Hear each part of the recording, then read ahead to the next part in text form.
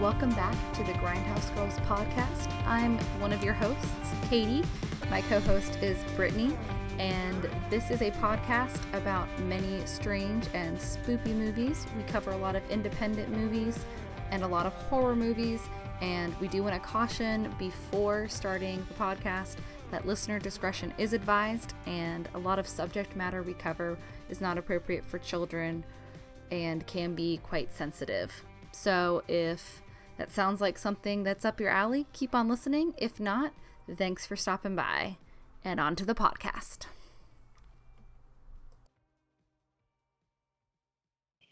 Should pale death with treble dread make the ocean's caves our bed. God hears the surges roll, deign to save our suppliant souls. 2 4 weeks. 4 weeks. Hi, I'm Katie. Hey, and I'm Brittany. And this is the Grindhouse Girls podcast, and we watched The Lighthouse. Oh my God, I am so excited to talk about it. What about you, Katie? Are you excited? I'm very excited. I've watched it twice now. It's such a fun movie. I guess we should go we should go spoiler free, but also like it's hard to think where to cut yourself off because it's such a roller coaster of a movie, you know? But since this was your movie to pick out, Brittany, I'm gonna let you lead our discussion. Sounds good. So with The Lighthouse, Robert Eggers overcame the sophomore slump with his second feature film debut. So this is obviously his second movie after The Witch, or The Bitch, as we like to call it, being his first. Set in New England in the 1890s, it tells the story of two lighthouse keepers, one a seasoned and eccentric veteran, and the other a novice rookie. Together, they fight the elements and one another as they struggle to keep sane in their isolated surroundings. I couldn't have said it better myself, Brittany. I love this movie. I love the fact that Robert Eggers wrote it with his brother Max, and it was just supposed to be like a ghost story in a lighthouse, and it is, but it's just something else altogether. It's such a weird and wonderful little movie, and I heard about it like all 2019. All I could hear about was The Lighthouse. The Lighthouse. It's amazing. It's the best movie of the year. It's so great. It's gonna win 1,000 Oscars. And then I think it got nominated for like 1. Yes. What? I said, yes, ma'am, and it was cinematography it was nominated. Yes. Which I don't think it won either, which is sad because their cinematography is so complicated in this movie. It has a very unique look. It's like black and white. It's black and white on actual film. And they used a orthochromatic filter because they couldn't use actual orthochromatic. Can't remember if it was lenses or film, but they couldn't actually use the real stuff, so they developed a filter to use to bring out all the dirt and grime on everybody's faces and make them look real nasty. And then they have their aspect ratio is 1:19:1, but basically, in layman's terms, it's a square, which is how movies used to be filmed. And like the whole time I was reminded of the black and white movie in The Ring, or my favorite, Scary Movie 3, which makes fun of The Ring. There was a lot of scenes where I was just like, I feel like they could have just put this in The Ring, like little videotape, and we wouldn't have known the difference because it looks similar. Yeah, it's very funny. Well, Katie, I know you love to talk about this, so why don't you tell us a little bit about the acting in this movie, in particular the actors? Oh, okay. So, first, I have to apologize to one of my dear friends, Elizabeth. I love you, Elizabeth. I hope you're listening. She loved Robert Pattinson when we were not very young, but in college. I drug her to the first Twilight movie, which ironically, Brittany and I were both at the opening night of the first Twilight movie in separate groups. Brittany went with my boyfriend as friends, but she went in a group with my boyfriend. And I went with my friend Elizabeth because I had like bought tickets from someone who couldn't go. And I was just like, I don't know. I read the first book. I'll go watch it. I hated Twilight. I thought it was terrible. And I liked Robert Pattinson in Harry Potter. I thought, oh, he's a really good Cedric Diggory. But I got I really thought he was a really crappy actor because of Twilight. Because you can tell he's not trying very hard in Twilight. But after seeing this movie, it makes me want to see more of his more recent movies because I've been kind of avoiding Robert Pattinson movies, honestly. But Robert Pattinson plays, well, he's got, well, should we, I guess we'll call him Winslow for now. Yes. He plays Winslow, and Willem Dafoe, oh, I love Willem Dafoe, plays Thomas Wake. And so Winslow is a very young guy who's just starting out the wiki life, which makes me laugh. It sounds like something like a furry or something. Are you a wiki? I was like, what is that? Oh, okay. All right, whatever. And he has a lot of problems with authority. And Willem Dafoe plays an older sea captain who is like in charge of the lighthouse. And the whole process, they are just at each other. The whole process, they're just at each other's throats. And the acting process was so unique. It's like the right way of method acting. I don't know, maybe there's not a correct way, but this seemed like the most normal way of method acting, because they were in a real lighthouse that they had built. There were terrible working conditions, but they knew it. Like, everybody knew this going in. Like, Robert Eggers, like, this isn't like, what was the movie? Oh, Last Tango in Paris. It's not like the butter thing in Last Tango in Paris. Everybody knew what they were signing up for. Everybody wanted to do this weird and wonderful movie. And Willem Dafoe said it really nicely. He was like, I didn't have to work very hard at acting like I was cold because we actually were cold. And it's interesting. They didn't really talk to each other. They did a lot of rehearsals, but Willem Dafoe in an interview said they did all the blocking very backwards. Like, usually you would block the scene and then figure out what the cameras go. But because they were using these older cameras where I guess they took up more space and they were just harder to work with, they actually mapped out where the cameras go and they based all their blocking on that. So the acting process was very backwards than how you usually film a film, which, I don't know, I've only filmed like my own stuff and a student film, so I don't have that much experience, but I thought that was really interesting. And they said it kind of gave them a really good obstacle. And the conditions were so bad, nobody really talked to each other. Nobody like hung out after work. They all just went to bed. So it kind of created this animosity between Willem Dafoe and Rob Pattinson. And they really are like going at each other, even though like they were perfectly professional on set. And it's funny, apparently afterwards they were doing like press, and Willem Dafoe, they were like, and Rob Pattinson were like interviewing each other for, I think, Interview magazine. And then they realized like they were thinking the same thing the whole time. So the acting's very interesting. It's very transportive is what Robert Eggers says a lot. He wants to transport audiences into like the past. That's why he puts people in the past, so they can be, transported into the film, like into the body of the film. So Robert Eggers and Max Eggers based their incredibly accurate language on the writings of Sarah Orne Jewett. Never heard of her before, but apparently she, in the 19th century, actually interviewed a lot of sailors in Maine, and she wrote it down in their vernacular, in their actual colloquialisms. So that's why everything sounds real weird, but it really transported the actors. I mean, I just keep saying transport, but so does Robert Eggers, so I guess it's okay. But yeah, the acting is so good in this movie, and it's so powerful. And again, I have to apologize to Rob Pattinson for thinking he's a bad actor. He just needed a good script and a good director. And Willem Dafoe is he's just so good. They're just both so good. They're just going at each other the whole time. It's great. I love it. How do you feel about the acting, Brittany?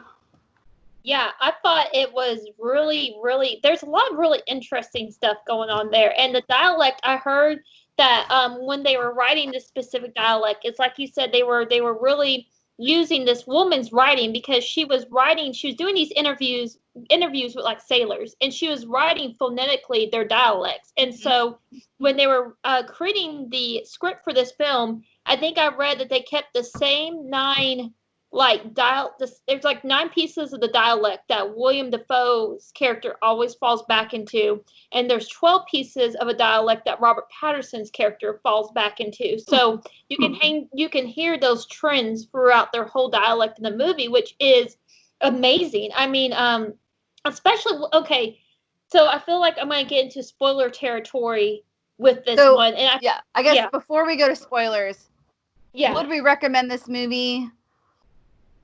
I say absolutely. Yeah. Absolutely. It's a masterpiece.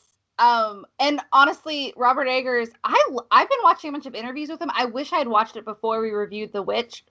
It's a lesson learned. I'm going to watch more interviews of directors because he's like such a cool, like not full of himself director. He's just like, I'm a wannabe auteur, but he doesn't even say auteur like a douchebag director would. He's just such a nice dude. And, he's really good, and you should see any of his movies. But this movie's, I'm really upset it didn't get nominated for more stuff because I feel like it got ignored by non-cinema files, like people that go to film festivals loved it, and everyone loved it. But I don't think a lot of people outside that did. I don't think anyone saw it. So it is on Amazon Prime. You should totally watch it. It is. I'm pretty sure it's rated R. It's pretty... Yeah. I don't want to say graphic. It's not really graphic. There are moments of violence, but one, it's in black and white, and that always seems less violent, in my opinion. It's like, maybe it's because I found out at a young age that they used to use chocolate syrup for blood in Psycho, and ever since then, like, black and white blood, I'm like, it's just chocolate syrup. It's fine. It's great. I would say we need to warn them there is some mermaid labia going on there. So yeah, there's a that I heard about that before I heard anything else about the plot after like I'd heard about it when it was in production. And then the first thing I hear is like there's fish vagina, and I was like, "What?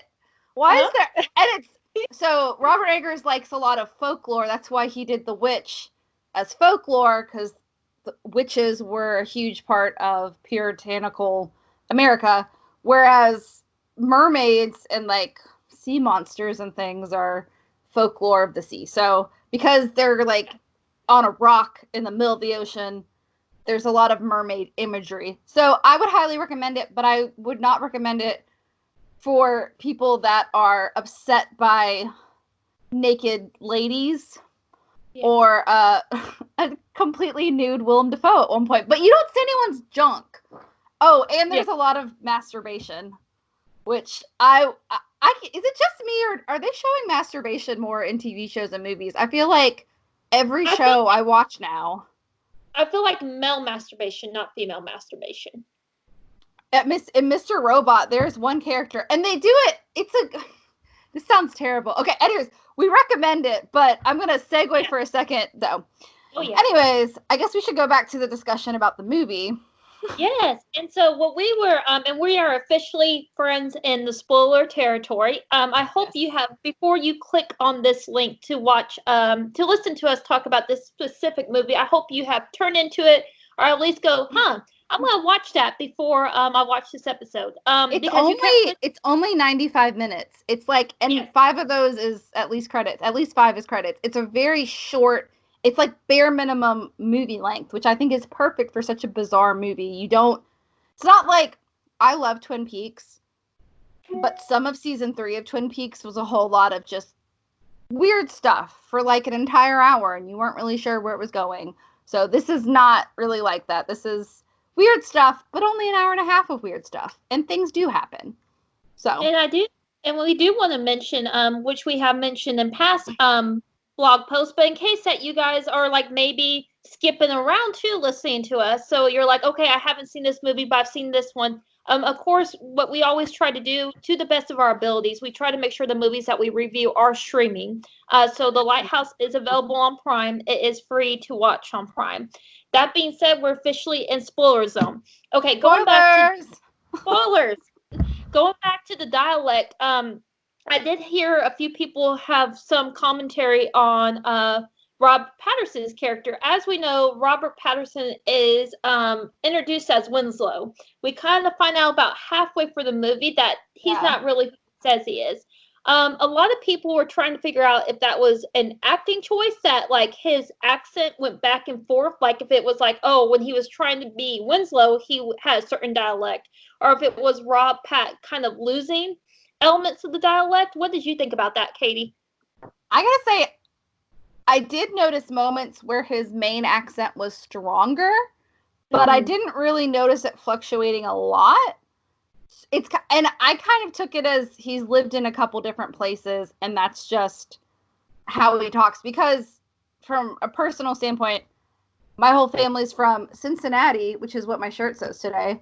But I grew up in the South, so like my accent fluctuates depending on who I'm talking to, what I've been consuming beverage wise, and who I'm around and where I am too. So like if I'm with my Southern friends and I'm really tired, I tend to get real Southern and I start saying y'all a lot. But if I'm with my family, I start getting really Yankee and talking like this all the time. And it's just kind of a natural thing. So I didn't really notice it as much. I didn't notice that at all. Maybe I'm not as observant as other people, but I was just kind of like, oh, I mean, like sometimes your accent is thicker, and he's moved around a lot. Like he lived in Canada, which is Canada, but I love that they call it Canada because I accidentally call Canada Canada sometimes because that's just my brain, I guess.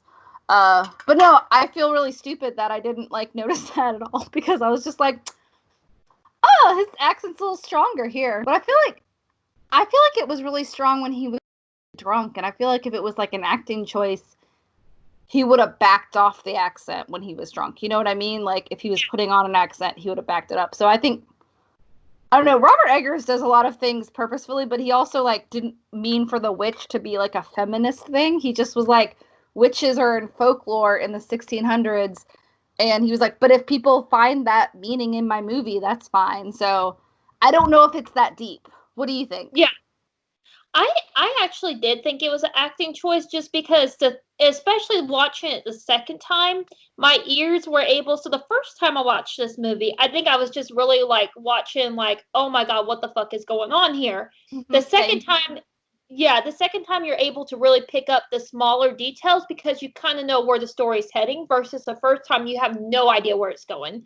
And so I feel like the main time we kind of hear the accent change is when he's drunk, and then after he tells him what really happened, and then at the very end where he's like in that blind rage. So those are the three kind of I could hear it change, but I thought it was an acting choice because of that. I mean, this is the guy that there's so much shit that Robert Pattinson does to. I think I read somewhere that he smacks himself in the face before like a scene.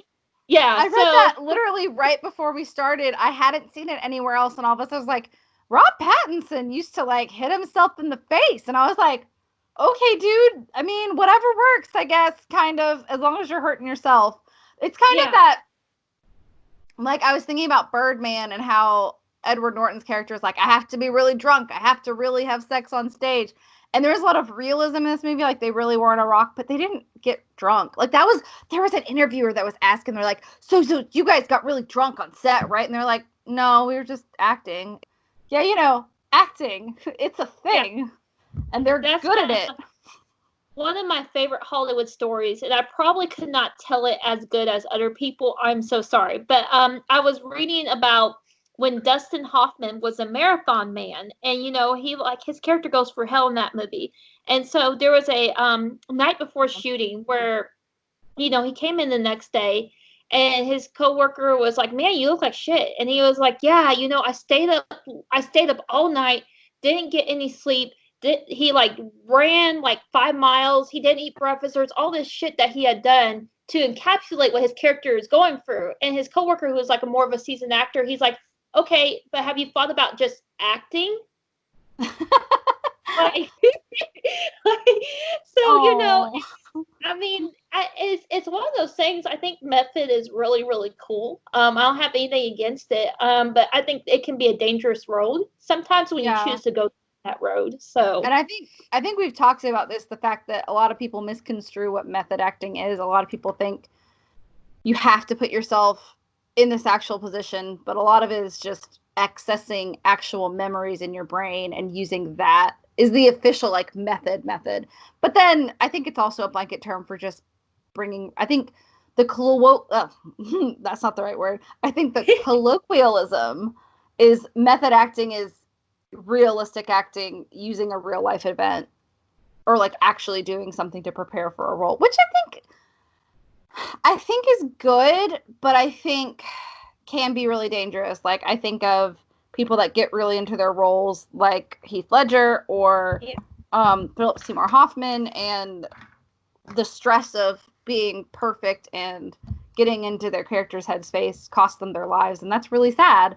And I don't want that to happen to people. So if somebody can be drunk without having to drink, or act like a drug addict without having to experience heroin, I fully support that. I don't think you should have to do that to be a good actor. And if you have to do it, maybe don't choose those roles for yourself.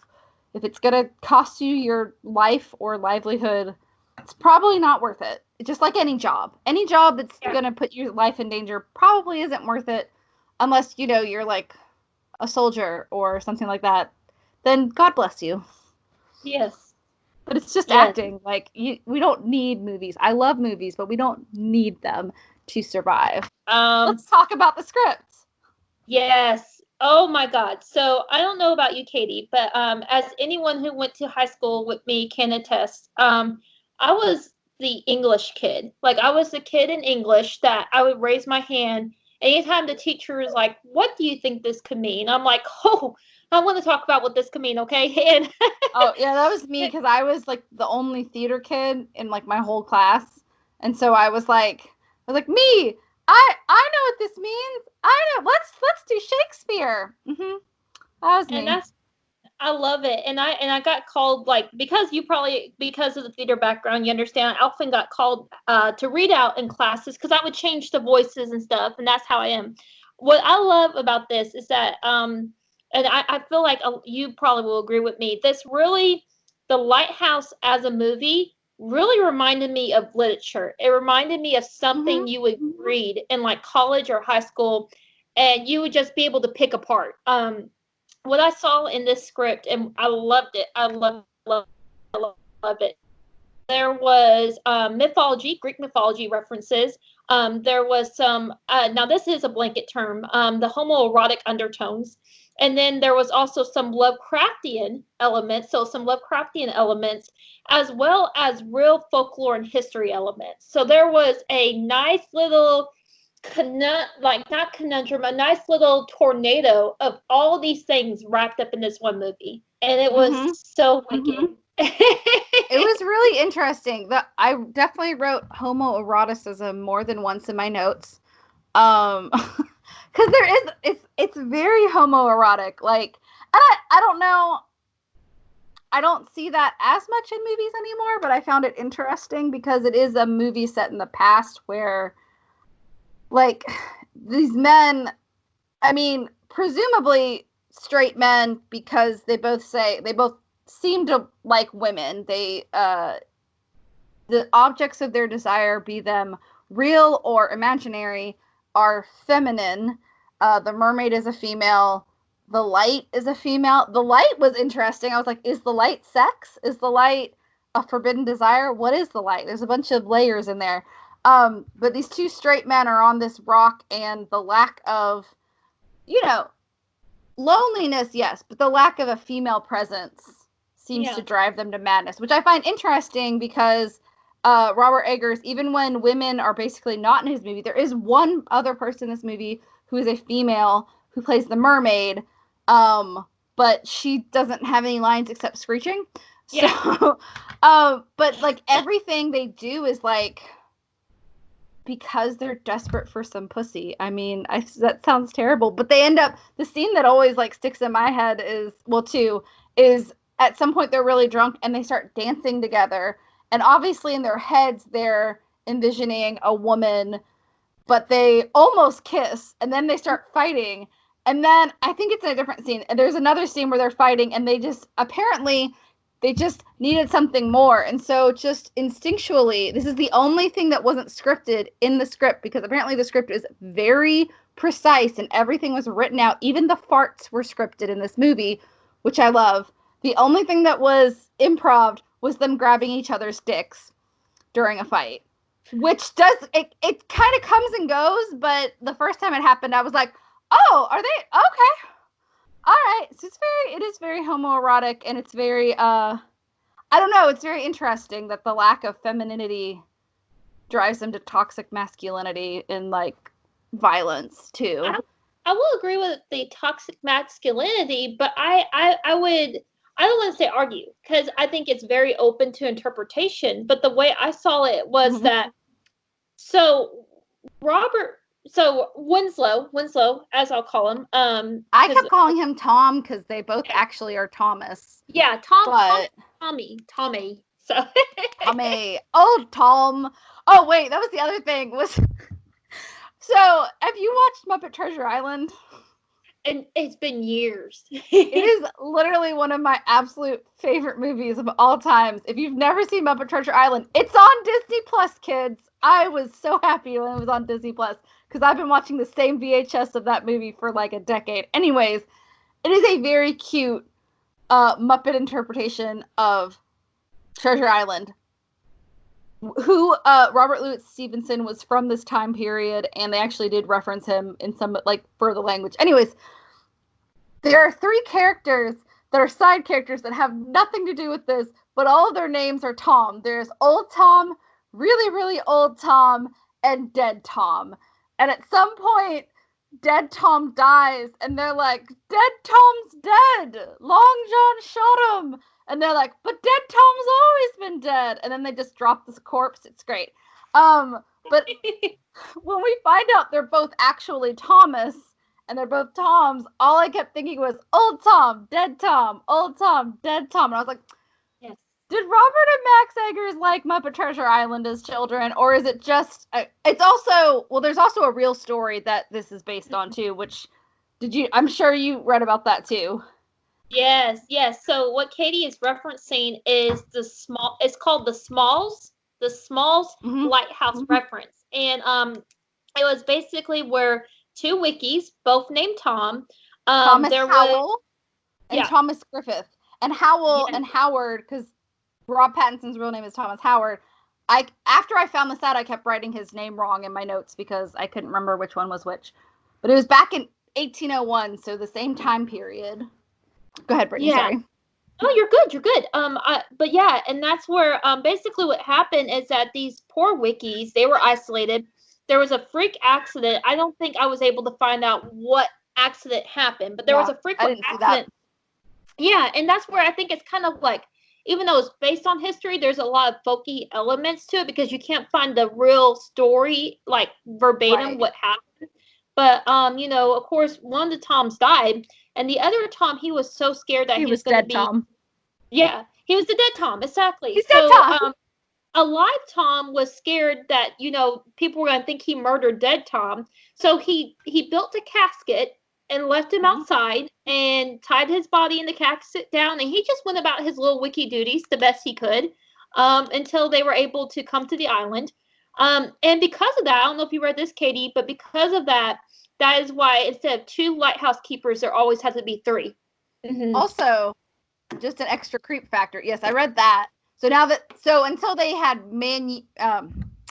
not manual, automatic or whatever, robotic lighthouses, there had to be 3 light keepers from then on. But the creepiest part of the story is apparently because I guess he made a makeshift casket and the arm came out and it would move in the weather like it was beckoning him. And that's like where the ghost story element comes from, which is so creepy. But he was so emotionally exhausted and physically exhausted from, I don't know, they didn't say how, excuse me, they didn't say how long that it took him to be relieved of his duties, but it must have been a while. And, it's too much for one person, but he did survive.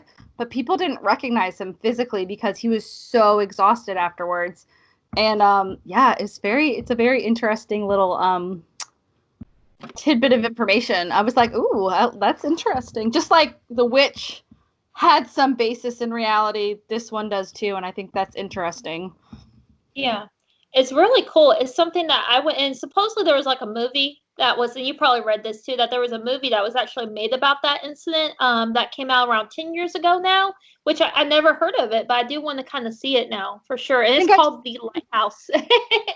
And there's a poem by, not poem, it's a short story by Edgar Allan Poe as well that's called The Lighthouse. That was the original idea, was the short story, and then they kind of expanded it to be the story it was. It's very interesting stuff. So what should we talk about next? Was there anything else we were going to touch on? Yeah. Yeah, I was going to touch back on the homoeroticism in it a little bit. So what I kind of took from it was that Winslow, so early on in the movie, Thomas makes a lot of comments, and he makes this multiple times throughout the movie. He compares Winslow to a pretty lady, or oh yeah, he says pretty as a picture. He says, pretty as a picture. How did you get to be a wiki?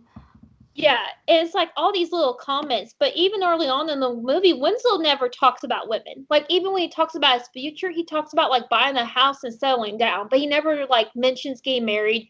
He asks him, he's like, are you ashamed when you lie with a woman? But he doesn't tell any stories about lying with a woman. And so for me, I felt like there was definitely ambiguity around his sexuality. Yes, he masturbates to the mermaid, but I can't tell if it was an acting choice the way he was masturbating, or if it was like he was really trying to, but he wasn't enjoying it. And a lot of the murder, spoiler alert, guys, we're in spoiler territory. Yeah. So obviously, you just have to deal with it now. Yeah, you have to deal with it now. So if you're in this far. Exactly. It's like we already written all kinds of shit for you, so here we go.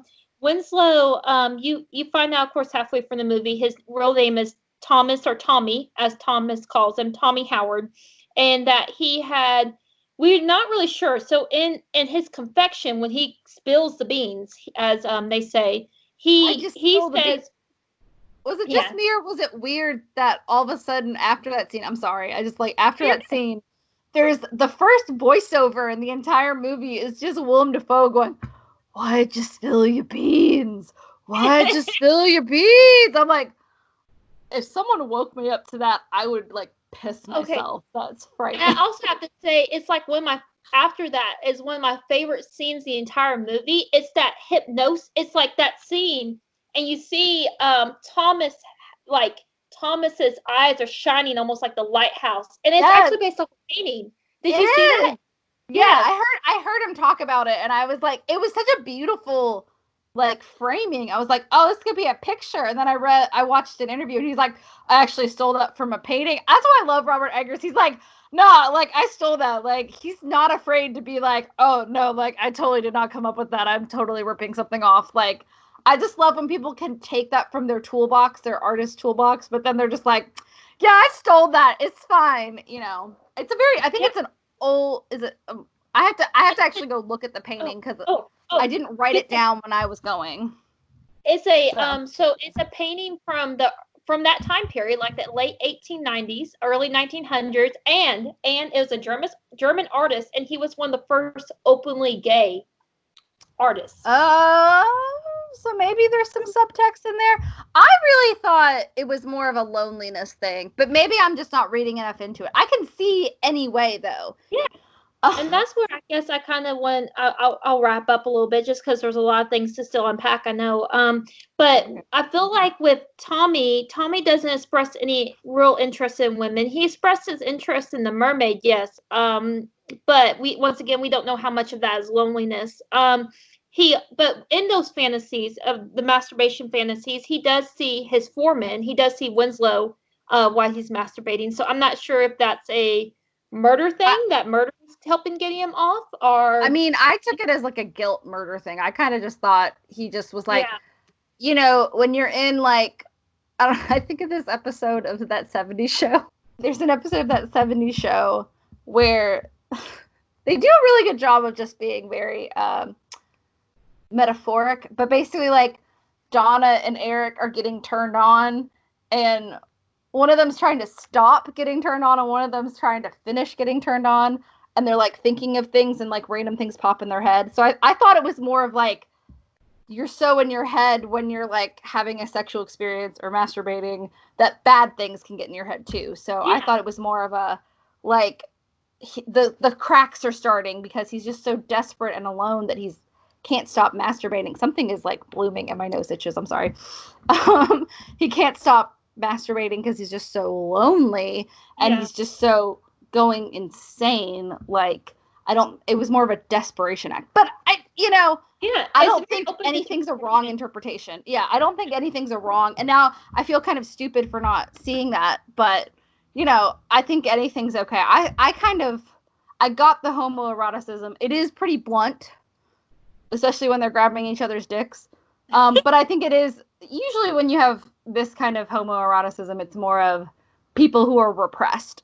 Yeah. Sexually, whether they are gay and they're repressing it, or they're straight, but they don't have access to the opposite gender that they're attracted to, so they're reaching out for sexual gratification anywhere they'll find it. Which it's kind of what I got, was they were just more lonely. I thought Willem Dafoe's character was more predatory towards Rob Pattinson's character, because he was like, "You're pretty as a picture," and he was kind of like, hey, he was just such a manipulator. Yeah. This whole movie, I felt so bad for Winslow. Yeah, and Thomas does but it's really funny because Thomas right off the bat kind of puts Tommy into very, I guess, traditional womanly duties, like, which is really interesting. He makes it, and he even says, like, Tommy literally said at one point, he's like, "I didn't come here to be a housewife," and he's like, "Do what I want you to do." But it's funny because he also, the biggest, and I think you know exactly what I'm talking about, the greatest monologue in the movie, one of the greatest monologues I've seen in films in recent year, all starts over Tommy talking shit about Thomas's cooking.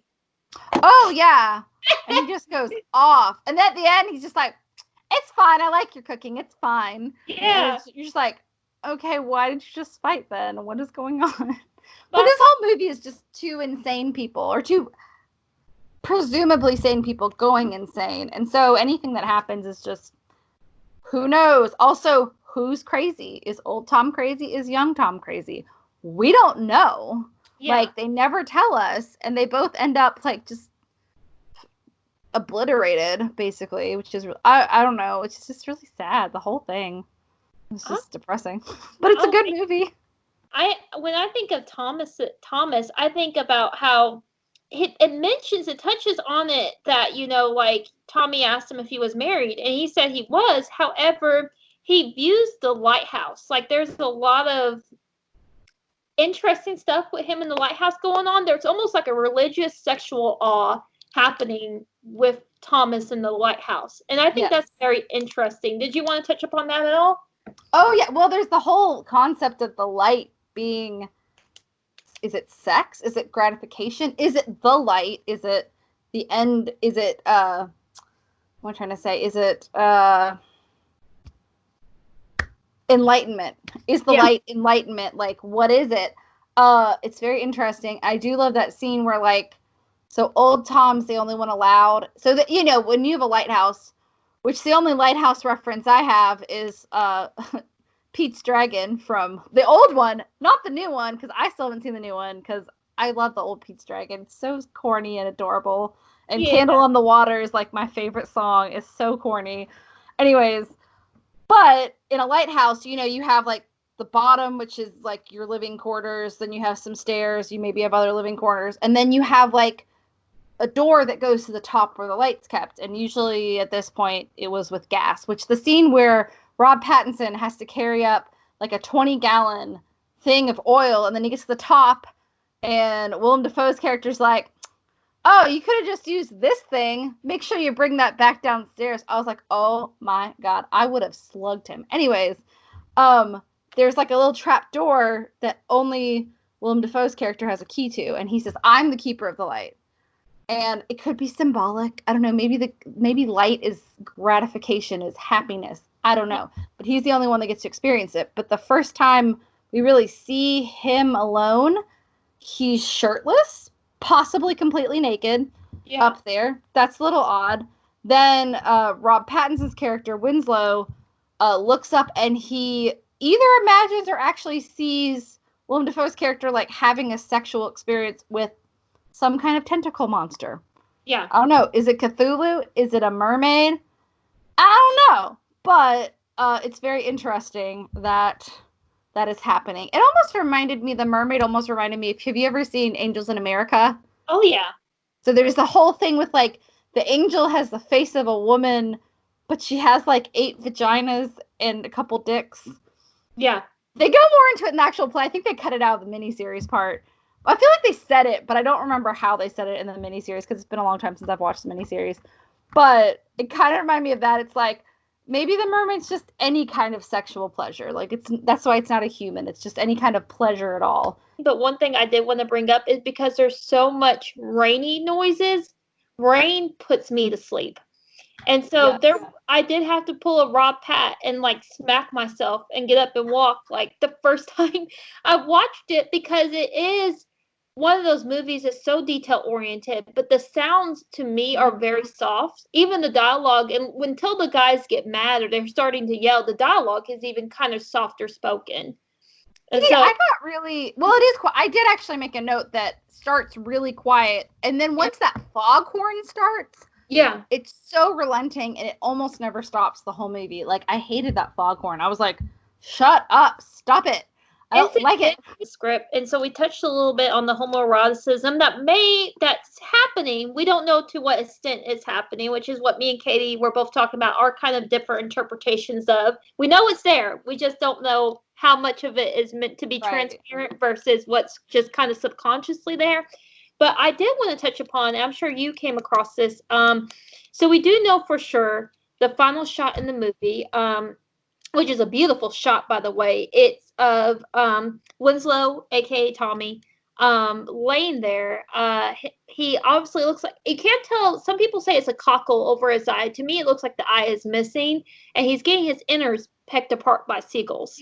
And that's very, very obviously Prometheus related. Oh yeah, yeah, very, so very mythology. I was like, wow, this is super familiar, you guys. Yeah. Because that was Prometheus's in hell. That's what he got to do. Yeah. Is get eaten alive by birds for all eternity. Super fun. And he is breathing. Yeah. I mean, oh, by the way, that's not Rob Pattinson, because he totally slipped at an interview. People were asking him about working with the seagulls, because there are seagulls in this, but they didn't use a real seagull for him to. He beats a seagull to death at some point. That wasn't a real seagull. It was like a rubber chicken, he said. He said it was literally a rubber chicken that they dressed up like a seagull that he was like hitting against. But he really only met one seagull, and I guess they were trying to ask him about the final scene where the seagulls are eating him alive. But he was like, "Oh, I mean, that wasn't me." And then he like looked at Robert Eggers like, "I mean, oh shit." He was kind of just like, "Oh, I mean, it was me." So I assume they used either a body double or they used some kind of like what am I trying to say? Like a mannequin kind of thing, like a dummy. Yeah, it looks really good, but it could just be that they're good at computer effects. Yeah. Everything looks so seamless in this movie too. Like the mermaid effects. I don't know if it was primarily makeup or if it was computer generated, but that mermaid, when they because you see the first time you see the mermaid in full view, Rob Pattinson's like, "Oh, it's a pretty lady," and then he's like, "Oh," you see like a regular shoulders, chest, belly button, and then all of a sudden next to the belly button there's gills, and you're like, "Oh, that's kind of weird." And then there's and there's then you see the mermaid vagina, but it looks very real. Like it's a very good job of the makeup, because it does look like what a mermaid would look like if they were real.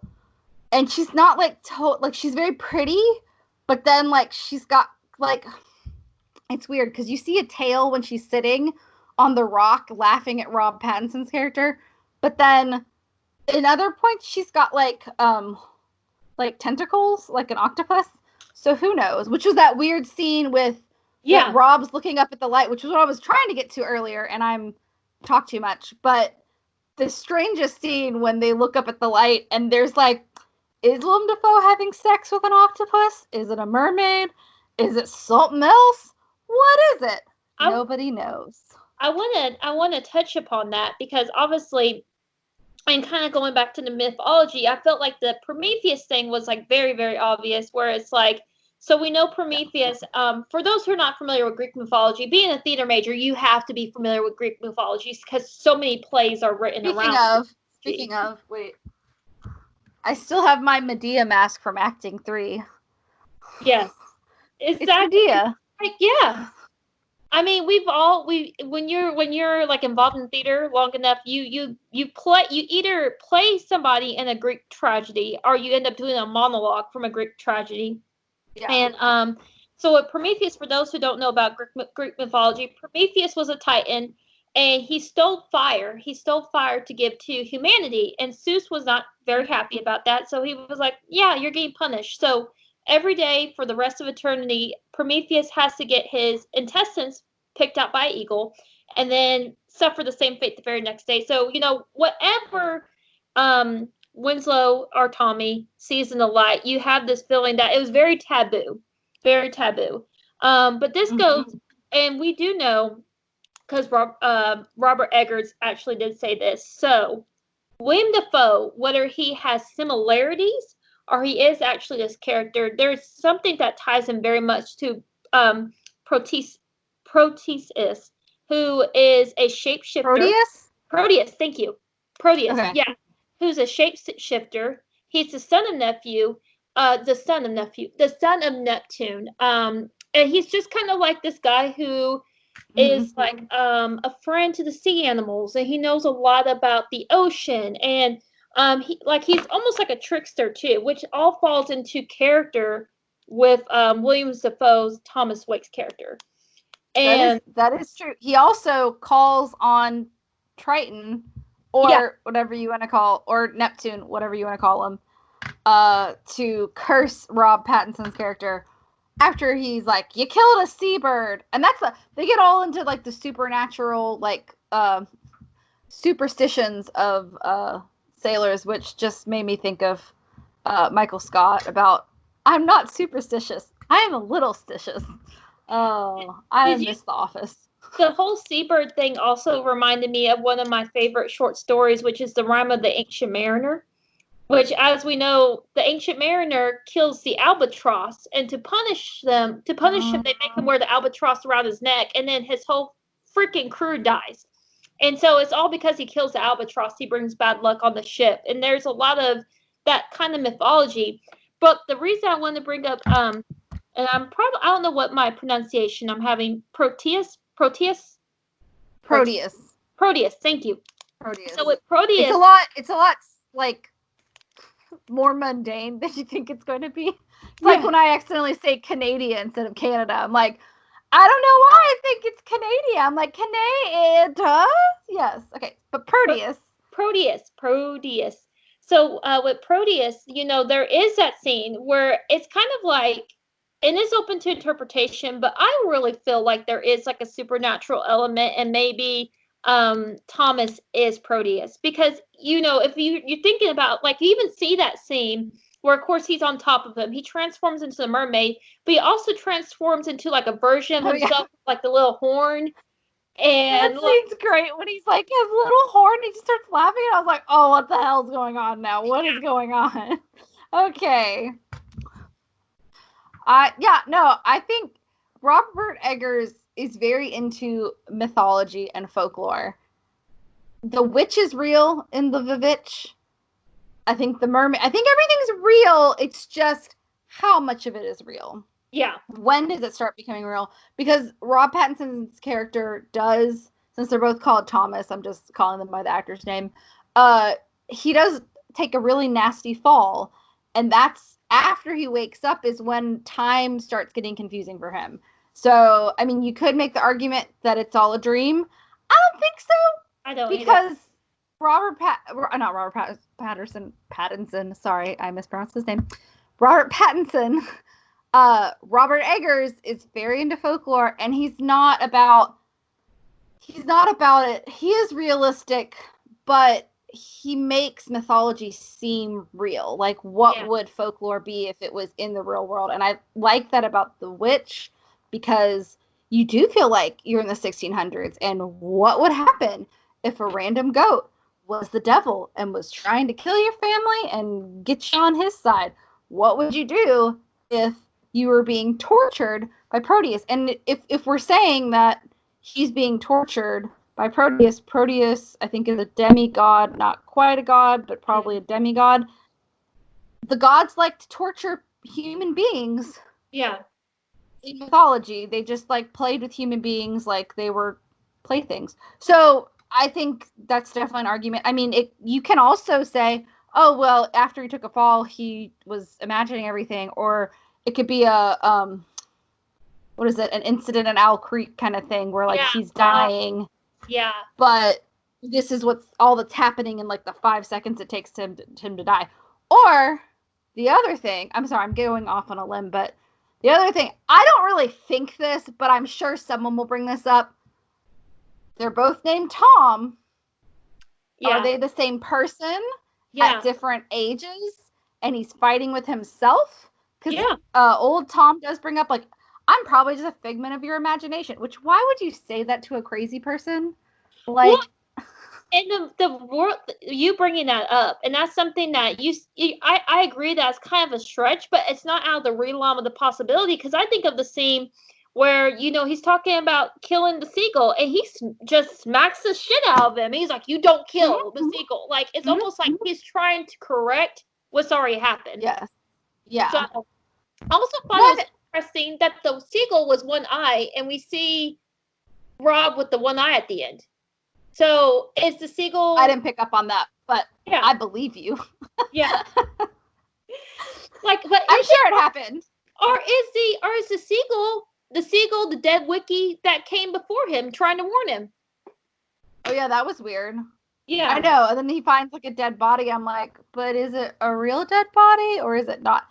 I don't know. But usually it would frustrate me. I usually say the only person who can be this confusing on film and I still enjoy is David Lynch. I like Robert Eggers, and he is so confusing in this movie, but not in not a frustrating way. You're supposed to feel frustrated because these people feel frustrated. They're in a terrible situation. It doesn't matter if the mermaids are real or if the mermaids are fake. Something is driving them crazy, and you're just along for the ride. And it's a roller coaster, and I like it. It's not boring, and I really like that. It's just a good movie, and I'm still mad it didn't get nominated for more Oscars. I'm sad it didn't win cinematography because they used lenses as old as 1905. Most of them were from the 30s, but they used some lenses were as old as 1905. And like, it's hard to shoot on film nowadays. Like, it's hard to get your hands on it. And the only other person that does it is Quentin Tarantino refuses to shoot on digital. Yeah. Which his movies look great. I finally saw Once Upon a Time in Hollywood like a few weeks ago, and it looks great. You couldn't really tell the difference between digital and not, but I mean, you can. There are bad digital movies, but Quentin Tarantino is a good filmmaker, so he makes it work, and Robert Eggers is a good filmmaker. But I'm wondering, I don't know how you feel about this, Brittany, but I'm wondering, are Ari Aster and Robert Eggers going to become like the next Martin Scorsese's? Are they never going to win an Oscar until they're like 65? And then everyone's like, and it's not even their best movies. It's just like, I mean, this one was pretty good because they directed it. I don't know if they don't like giving plaudits to young directors or if it's a smaller movie, but I don't know. I feel like this movie would have been perfect for the Oscars. And I'm curious. I love that Parasite won so much. Yeah. I loved Parasite. I hope we talk about Parasite at some point. I loved Parasite, but I am kind of sad that this year it came out because I really wanted the Lighthouse to get stuff. Just because, I mean, I don't think either one's more deserving of the other. I think they both were so good.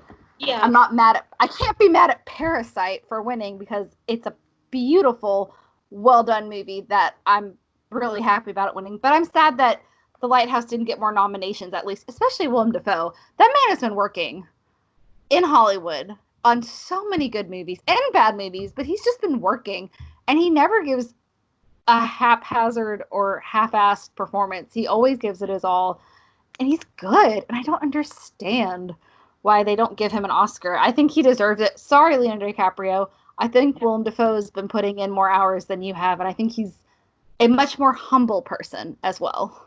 I think two things I will say about that is, and this is speaking from someone, I've been watching everyone knows the Academy Awards is like my Super Bowl. Living in the South, we hear talk about football all year round, and I get that kind of hype for the awards. Oh, Like, sorry. yeah, I know I'm not a I football. mean, Yeah, I'm not a football fan. I don't have an athletic bone in my body, but I I hear people play talk about it all fantasy year. football with my friends because they asked they needed an extra person, but that's about it. Yeah. Like, I'm not super into football.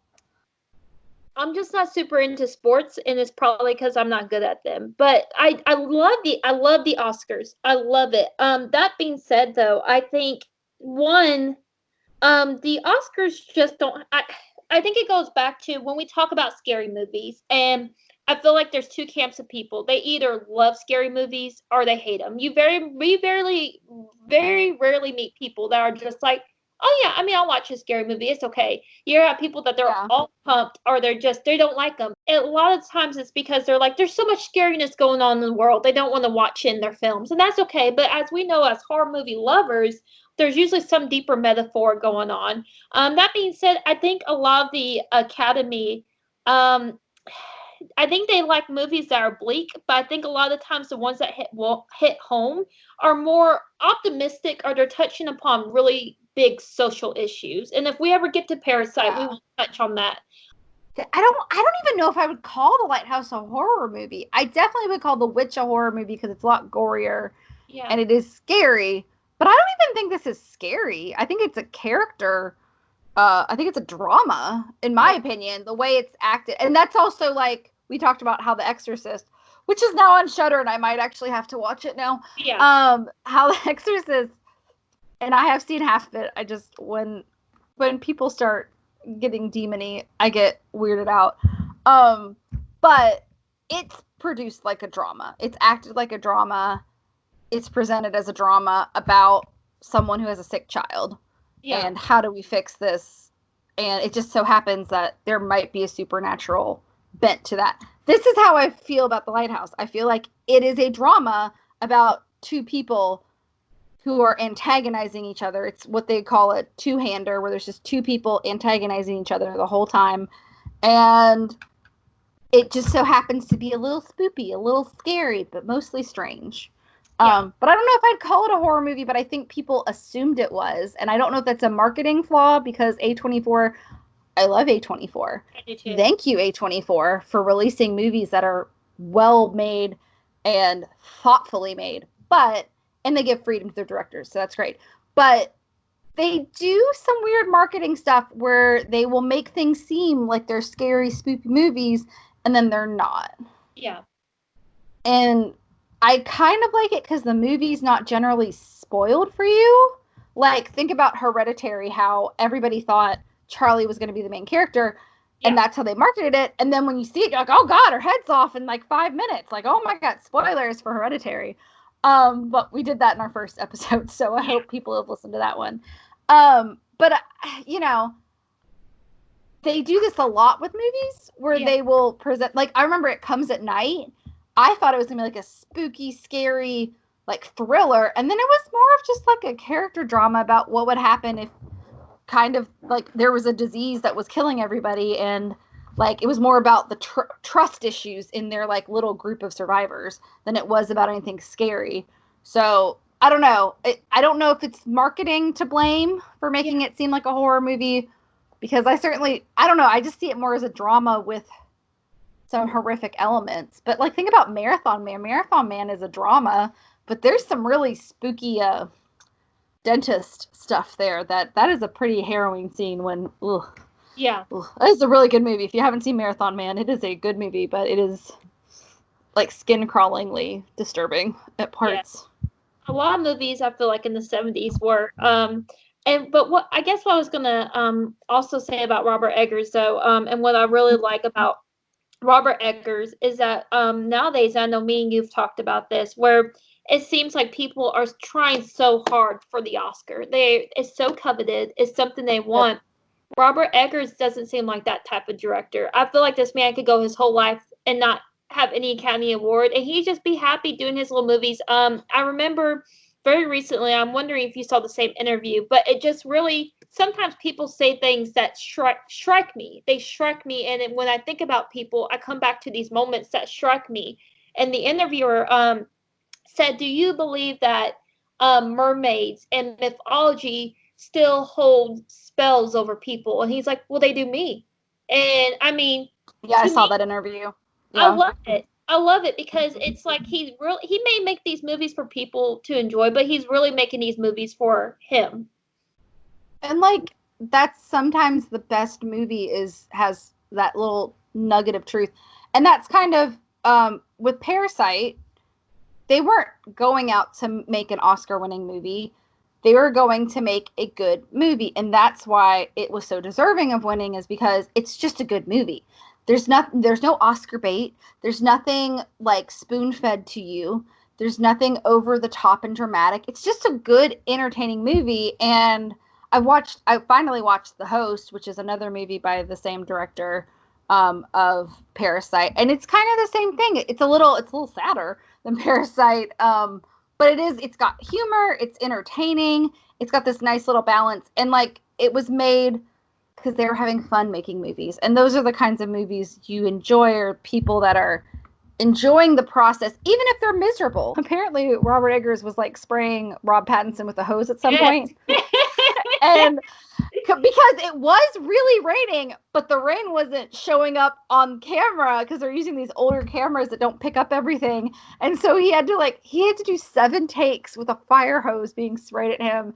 And somebody said that Rob Pattinson at some point said, "Oh, I wanted to punch him in the face," which then Rob Pattinson's like, "I mean, I didn't really want to punch you in the face," but Robert Eggers like, "It's okay. We used the last take, so it's fine. It was totally worth it."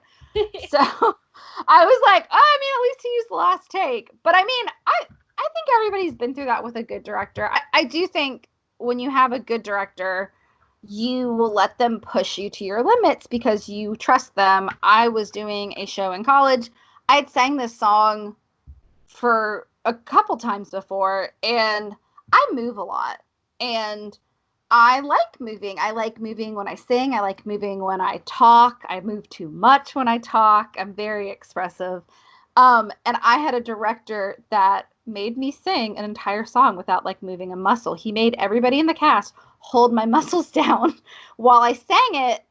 And it was a very like eye-opening experience. It was so frustrating to go against what you would naturally do, but it taught me where I needed to move intentionally, so I wasn't just flailing about, because it made the performance a lot more concentrated and a lot more intense. So I have a feeling Robert Eggers is a director like that, where he pushes you to the limits, but he pushes you to your best possible acting self. Like, it's a good push. But I like to think that we're coming into this generation that is more mindful of how we treat our cast and our crew.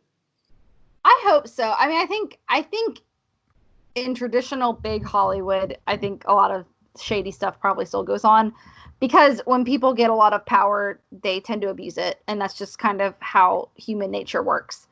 Yeah. But I think that's maybe why I like these directors that do stuff with A24. It's a very small independent company. They give the directors freedom. There's not as much money to be thrown around, so therefore there's not as much money to sway directors one way or the other. And I do think that is good. I think that's maybe why I tend to like movies from A24 and why they consistently have good products. Yeah. I mean, there are outliers too, like Blumhouse. They mostly produce trashy movies.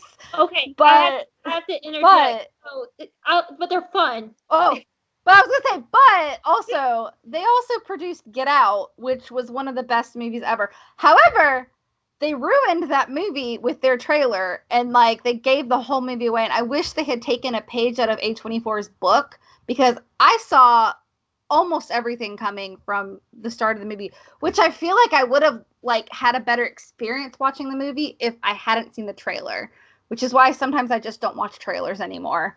But Us wasn't spoiled as much for me. I mean, I kind of figured out Us Yeah. pretty early on, but I think it was well done. Although well, I do want to do Get Out and Us, so I won't talk too much about it. I'm just saying, Yeah. there's twists in them, and I feel like Blumhouse needs to be a little more discreet with their marketing. But they're used to producing like movies that it doesn't matter if it's spoiled or not because they're kind of shitty but funny movie. Like, they're fun to watch. I'm not saying they're not fun to watch, but they also have a very smart business plan where they don't spend a lot of money on these movies, and then people will watch them. So until people stop watching trashy movies and giving them money, they will continue making them. But at least they have a Get Out every like 5 years. I will say this. So obviously Get Out is like an incredible film. And this movie I'm about to talk about is nothing like Get Out. But Blumhouse did do Happy Death Day. They're not all trashy, and they are very smart with business. They don't spend a lot of money on their movies, and therefore they don't lose a lot if something is a box office bomb. Like, I think that what was the Fantasy Island movie they made? Didn't make a lot of money, but it made enough to make their budget back because they didn't spend a lot of money on it. So they have a very smart business plan. And so does A24. They don't have gigantic budgets on their movies either. They're smaller, independent. They don't have huge budgets. But sometimes that makes things just so much better when you make a movie. Like, think about the original Evil Dead. They had no money, but they took like a real cabin and they like messed it up. Like, they went to a real place. They had the camera on a 2x4 to get all those shots. Like, it was just like no money, and it ended up being a good product because they're good filmmakers. And I think if somebody has good filmmaking responses and what am I trying to say? When they have good filmmaking, not responses, but like when people have good filmmaking instincts, you don't need a bunch of money. So Jeremy Saulnier, and forgive me if I'm mispronouncing your name, is a very good instinctual director. His directing style is really pretty scenery, even though it's a very sad movie. And he's really good. And all 3 of the movies that I've seen of his are just great. But he didn't have a whole lot of money, and he's been making movies with people that he's been friends with since he was like in high school. So, I don't think you need money. There goes my Jurassic Park alarm. Sorry. I don't think you need money to make a good film, but I do think you need good instincts. And I think you can have a giant budget. You can be like Quentin Tarantino, who's established enough that he has a ton of money and he can make Once Upon a Time in Hollywood and rent out actual LA streets and make them look like the 60s and do that and still be a good filmmaker. Or if you're a good filmmaker, you can have no money and make a good movie. He made a great movie with Reservoir Dogs. He didn't have any money making Reservoir Dogs. I'm scared to go down the Quentin Tarantino rabbit hole because Tarantino's one of my favorite directors, and I'm just like, Brittany, don't say it. I love Tarantino. I mean, I think he's a bit of a weirdo sometimes. But like, no more than anybody else in the world. Than him, Uma Thurman got into a really bad car accident on set with him, and he has since apologized to her about it. Other than that, I haven't really heard anything bad about him as like a coworker. Everyone just teases him about his foot fetish, and sometimes he puts dildos in people's faces when they fall asleep on set. Yeah. But that's at least funny. It's like not as bad as, I can't remember what director it was, but there's some director who like, if your cell phone rings on set, he will like literally break your cell phone or take it away from you. Yeah, Tarantino. Is it? Oh, well. So he can be an asshole. But I mean, I don't know. I feel like he must tell people beforehand because people consistently work with him. It's like David Lynch. I thought David Lynch must be a very strange man because his movies are so strange. Yeah. Just like Robert Eggers' movies are so strange. But they seem like genuinely nice people. And I think too often we assume that because somebody has dark thoughts or dark films, they must be a bad person. But they're getting those dark feelings out of their system. And I think that's why film is so cathartic and performance is so cathartic. Like, I like singing depressing songs and making other people cry. Not because I find joy in people being sad, but it's a cathartic experience. And I think, I don't know, that's just how I feel is when you have a cathartic experience with theater or movies. It's great. Go ahead, Brittany. Sorry. No, you're good. You're good. And it can be very cathartic, but then you have movies like Amour, which I've watched one time and I will never watch again because there's a difference between like cathartic and just feeling hollow at the end of the movie. Oh, yeah, yeah. I don't think everyone feels that way watching them more, but I sure did. So Well, and it's like, I think Climax was the last movie we talked about. Mhm. Climax kind of made you feel a little empty inside. It wasn't like a cathartic experience. It was an experience. It was Yeah. definitely a roller coaster of experiences, but I wouldn't say I had a cathartic experience. It was more of a what the hell is going on experience. It wasn't really cathartic. I feel like The Lighthouse could be very cathartic, and it is.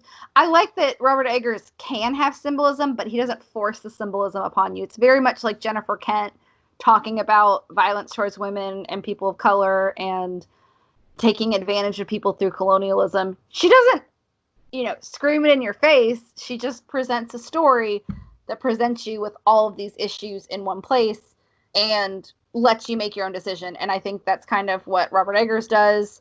He kind of presents this thing that you can take as a symbol for this or that, and you can think it's real, you can think it's not real, but at least it's an experience and it's cathartic and it's fun to watch. And I mean, I think Ari Aster does that too, but Ari Aster's a little more on the nose with what his movies are about. He picks it consciously. Like, he definitely picked grieving for Hereditary, and he definitely picked relationship issues for Midsummer. So, he's a little bit more on the nose. At least, and I'm the person who hates no endings, but there is an ending to this movie, but they also leave it up to your interpretation in a smart way.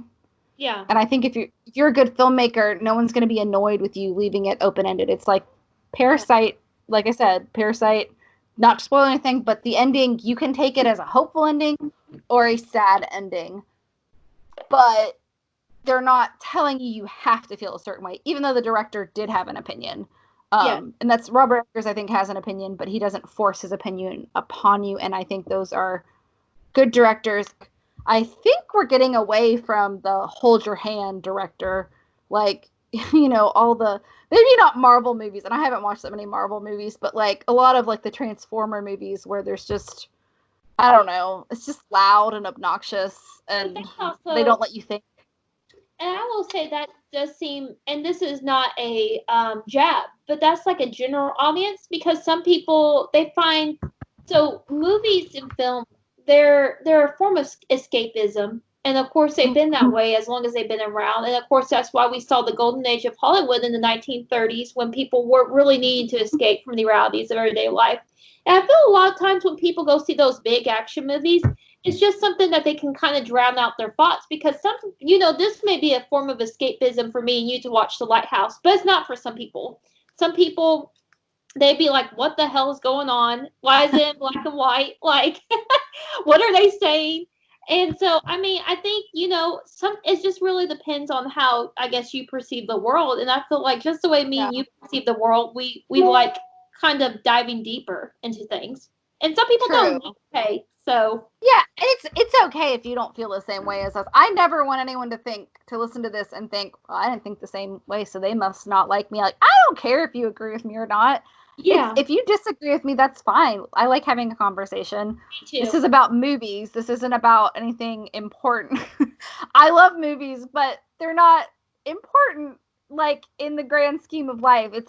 I love it as an art, but it is an art and it is important, and I love professional artists. I love people that are professional and have a good work ethic, and I think everyone on this movie did. I mean, the crew built that whole set. It seemed like everyone had a really good work ethic and everybody really took it seriously. I don't know, people that are self-important about their movies, I tend to like just stop listening to them at some point, which is why I enjoy listening to Robert Eggers, because he's actually like, I don't know. I made a ghost story in a lighthouse, and you take it however you want. I don't care. Whereas Willem Dafoe's like, oh, I mean, like, it's definitely a homoerotic movie. Yeah, Oh yeah, oh I yeah. I love it. Literally, a quote from Defoe is, "We all have a little woman in us. We all have a little woman in us." Like, Oh wait, there was another quote. I love that quote. That I didn't actually read that one, but there was another lady. What is this? Michaela Barton of Flip Screen said, I meant to say this when we were talking about the homoeroticism, this film is so clearly gay that an analysis of its homoerotic subtext would be like arguing the sky is blue. So, I was just like, okay. I mean, but then Robert Eggers refused to concretely state whether the characters are gay or straight, stating, am I saying these characters are gay? No. I'm not saying they're not either. Forget about the complexities of human sexuality or their particular inclinations. I'm more about questions than answers in this movie, which I think is why there's so much to talk about in this movie, is that he doesn't tell you how you should think or what the characters have to be. You can put yourself in their own shoes because maybe they're gay, maybe they're straight, maybe they're crazy, maybe they're sane, maybe a mermaid's real, maybe it's not. Well, Katie, you can put yourself in their shoes. What? And I was about to say, so Katie, as we start to wrap up our conversation about the Lighthouse, I do have one question for you before we get into our rating system. Okay. What do you think was in the light? God. I don't know, and I like that I don't know. I think I actually wrote in my notes, I was like, what is the light? Is it sex? Is it gratification? Is it happiness? Is it symbolic? I don't know. I think that's why I like this movie, is because you don't have to say, but I think you could take it in a lot of different ways. You could take it is sex, it is woman, or maybe it's just, that's what I'm saying. I would rather define it, if it is sexual gratification, I just want to define it as sex, because I don't want to label these characters as, oh, they definitely like women or they definitely like men. That's not important. It's sex. They obviously like lighthouses. They what? I said they don't like it. They obviously like lighthouses. That is their. Oh yeah, I mean that. Oh wait, that was another thing that we forgot when we were talking about the penis thing. He didn't put a penis on screen, but he did. There's several scenes where Rob Pattinson's masturbating. God love him. Apparently, one of those scenes was his first day on set, so God love him. What a professional actor. That must be weird. But one of the scenes, they literally take a picture of a lighthouse and flip it up from the side to up while he's like getting hard. And I was like, that's a little, I see what you're doing there, Robert Eggers. But anyways, I just was like, oh, symbolism. But like, at least it's like in your face symbolism. In your face. Anyways, I don't know what the light is. What do you think the light is, Brittany? I mean, I don't know either. And I love Eggers' little cheeky answer when he gets asked about the light. He goes, oh, I can't tell you or else you'll go insane. And, That's like Neil Breen, but smart. Like, have you ever you've seen a Neil Breen movie, right? Like, what, can you tell me a few? If you know who Neil Breen is, oh my God, please comment about it. So Neil Breen is like Tommy Wiseau, but much more prolific, and he is a real estate agent out of Las Vegas, and he makes these movies where like there's baby doll heads in the desert, and it's just, oh my God, it's great. It's like watching somebody's fever dream. I totally stole that quote from a Red Letter Media episode where they watched one of them, but it is like watching somebody's like dreams. It's just bizarre.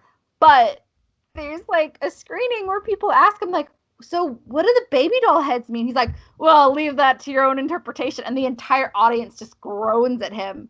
Yeah. But Robert Eggers isn't Neil Breen. Anyways, sorry. No, you're good. You're good. I kind of thought the only reason I just going back to mythology, I can't help but think that it's kind of something infinite. It's something unhuman, and that's why I think back to that kind of Lovecraftian lore, that if you like kind of see the old ones, it can drive you insane. And whatever he sees in there, if it's infinite knowledge, if it's some kind of godly being that he's not supposed to witness, it gives him an ecstasy, but it drives him crazy. And yeah, because he does go crazy after that. Mm-hmm. But okay, so I feel like we touched on a lot of great stuff, and I was so stoked to talk about this movie, and I'm so excited. I have to know, give me your rating system for it. Oh, but first, are we gonna do what did we like and what did we not like? Yeah. Okay. Yes, ma'am. You go first. Oh, I think we've already talked about what we like. Maybe we should say, is there anything we didn't like about this movie? Because I think we've praised it enough. Is there anything we didn't like about this movie before we do our rating system? You know what? I really can't think of anything that really just sticks out to me that I dislike. And I mean, the only thing I didn't like, I both loved and hated the fact that I had to watch it with subtitles. I think that could turn some people off, and the language is hard to it's hard to understand if you, I mean, I'm not familiar with Maine lighthouse keepers of the 19th century. But that was kind of tricky, and I do think it's more accessible with subtitles now than it probably was in theaters. So I think now people probably wouldn't have that problem. But yeah, go ahead. Do you want to do your rating first? Yes. So I gave this movie a rating of F for Fond of the Lobster. I gave it a rating of H for homicidal homoeroticism. Oh, that's good too. And then like as far as like recommendation, like I gave it like a 5 watchability because I don't think there's any way you could just turn this movie off. Yeah. It's really good. It's not super gory. I gave it a 3 for gore because the gore doesn't really happen. I think maybe there's some body horror kind of aspects. I don't know. I didn't find it overly gory because it's in black and white. But the acting, I mean, I was getting some Daniel Day-Lewis vibes. So I would want to rate it 5, but since everyone got Oscar snubbed, I guess we'll choose a 4 because it's got to be a Meryl Streep because she loses some Oscars. And visuals are just great. I'd give it like a 4. But, I mean, I definitely want to rate this movie like, I mean, I want to say 10 out of 10. I hate saying 10 out of 10 because that's like impossible. So I'll give it a 9 out of 10. Yeah. With the possibility to become a 10 out of 10 upon later viewing. Like maybe I'll watch this in a year and be like, I hate it. But yeah. I don't think so. I agree with you. I'm a 9 out of 10 too. Like to me, it's hard. The 10 is elusive. I can't think of a movie to me that just gets a perfect 10. My perfect rating would probably be a 9.5. But this one's near perfect. It's a 9 for sure for me. Really good. It's just really, and I mean, I'm not even saying it's enjoyable, but I wasn't bored watching it at all. And I watched it twice. I wasn't bored. So yeah, I would say it's really good. So I guess now we're at, do we choose the next movie? What are we going to watch next? I believe that is your turn, ma'am. So it is my week to choose for our next one. And since we talked about it so much about Oscar buzz, let's do Parasite. It's Woo! Great. Parasite. Yay, I definitely want us coming in next week chanting Parasite. Parasite. Because I loved that movie. It was like my little, like, I was so excited about it winning because it was just such a good movie. Although I don't think I was able to see it. I think I saw it right before the Oscars, but I don't think I saw it like way before. But I just heard so much buzz about it. But I really like it, and it's an enjoyable movie, and it is streaming on Hulu right now. So I'm looking forward to doing Parasite. And anything else about The Lighthouse? Thank you for choosing it. Oh no, thank you. It was an enjoyable experience. I think no final words on The Lighthouse, except maybe just to let people know that it is one of those movies. It's gonna be a cult movie. You're gonna hear about it probably years from now. It's gonna be brought up in conversation. It's gonna be on movie lists. What for? I do not know yet, but I do know we're gonna see it. Homoerotic homicide. Oh yeah, we didn't even say how it ends. Like he murders him and then gets murdered. He buries him in the ground. We didn't even say that. It's fine. It's a little surprise. I love this movie. I'm so glad we did it, and it was such a fun movie to talk about because there's so much to talk about. I hope there's a lot to talk about with Parasite, but I think there will be because it is a very interesting movie that you can interpret a couple different ways. And I mean, Bong Joon-ho he's a really good director. If you like Parasite, I would highly recommend The Host. It's more of a monster movie, but it's also really, really good.